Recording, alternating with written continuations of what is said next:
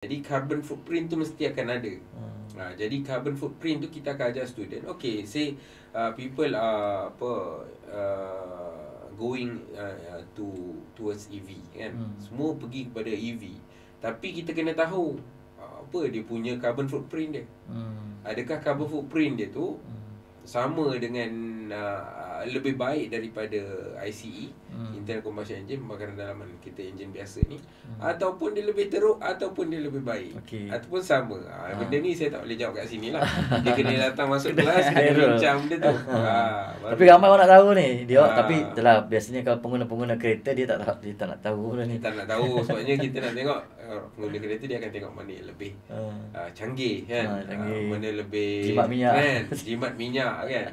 Tapi dalam kelas bukanlah maksudnya kita akan bias kepada mana-mana, tidak. Tapi kita nak jadikan, melahirkan pelajar sarjana. Sarjana tu sendiri adalah pelajar yang mempunyai kesarjanaan. Betul. Jadi mereka akan tahu apa sahaja yang ada tu, bukan hanya ikut-ikutan, following the trend, but then they know something background lah. Ini fundamentally dia tahu apa yang dia buat. Ya.